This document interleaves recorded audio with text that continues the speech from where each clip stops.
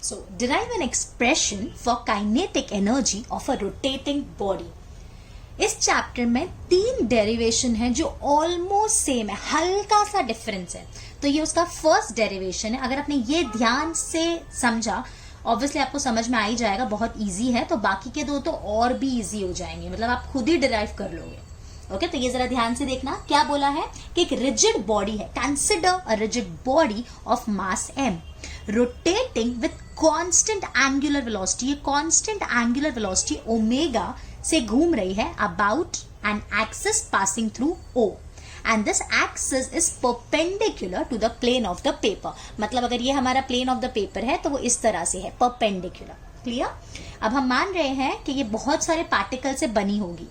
वो लिखना चाहो तो आप लिख सकते हो. तो वो जो पार्टिकल्स है उसका मास है m1, m2, m3, mn, और उनकी जो इस एक्सिस से डिस्टेंस है, let this distance be equals to r1, और ये जो डिस्टेंस है ये परपेंडिकुलर डिस्टेंस है. This be r2 and this be rn.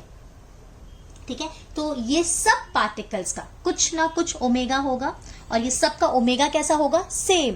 क्यों सेम होगा? बिकॉज हमने बोला ही है constant angular velocity.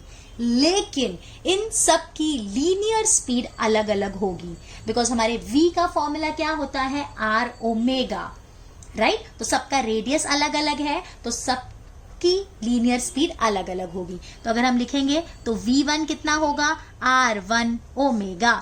v2 is r2 omega. Similarly, vn is rn omega. So, the translation kinetic energy of the first particle is, कितना होगा kinetic energy? Kinetic energy का formula half mv square. लेकिन हम पहले particle की बात कर रहे हैं, तो उसका मास m1, वेलोसिटी v1, तो half m1 v1 square. But v1 खुद क्या है? v1 इज r1 ओमेगा, तो जगह half m1 r1 square omega square. Similarly particle 2 के लिए half m2 r2 square omega square. तो अगर हमको टोटल काइनेटिक एनर्जी निकालनी है, तो काइनेटिक एनर्जी कैसी क्वांटिटी है? वो तो स्केलर क्वांटिटी है. तो स्केलर क्वांटिटी तो हम सारी काइनेटिक एनर्जीज को सिंपली ऐड कर देंगे. So the total rotational kinetic energy will be kinetic energy 1 plus kinetic energy 2 plus kinetic energy 3 plus kinetic energy of all the particles, that is still n. So total rotational kinetic energy is half m1 r1 square omega square plus half m2 r2 square omega square plus dot dot dot half mn rn square omega square. अब half omega square हम बाहर common निकाल लेते हैं, तो क्या बचेगा? m1 r1 square plus m2 r2 square plus dot dot dot mn rn square. Now m1 r1 square plus m2 r2 square plus dot dot dot mn rn square ही तो हमारा इनर्शिया होता है I. तो हमारा rotational kinetic energy कितना हो जाएगा? This will be half omega square, हमने बाहर कॉमन निकाल लिया था तो आई आ गया. सो kinetic energy rotational is half I omega square. तो ये हमारी काइनेटिक एनर्जी होती है. अभी मैं आपको इसी क्वेश्चन में एक और चीज बता देती हूँ. आपको पता है ट्रांसलेशन काइनेटिक एनर्जी कितनी होती है? So kinetic energy translation is equals to half m v square.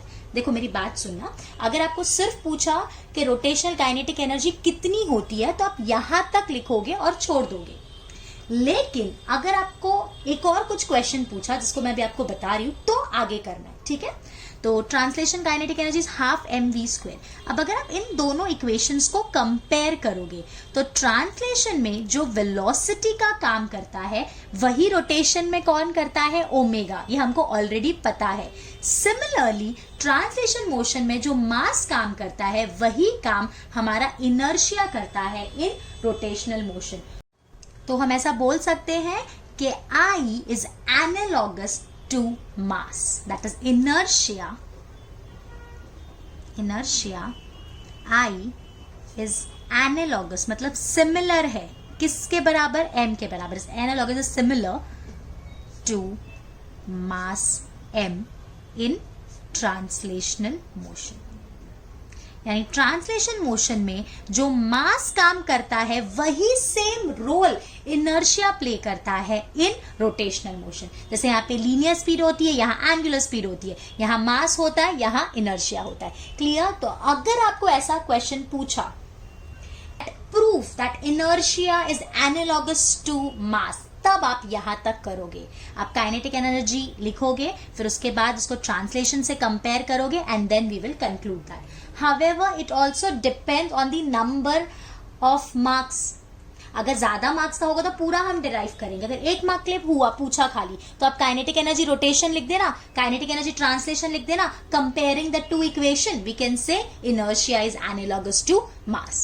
समझ में आ रहा है? सारी चीजें मार्क्स पर डिपेंड करती है, कितने मार्क्स के लिए पूछा है, और जितने मार्क्स के लिए पूछा होता है उसी हिसाब से हम उसको मॉडिफाई करते हैं। ओके।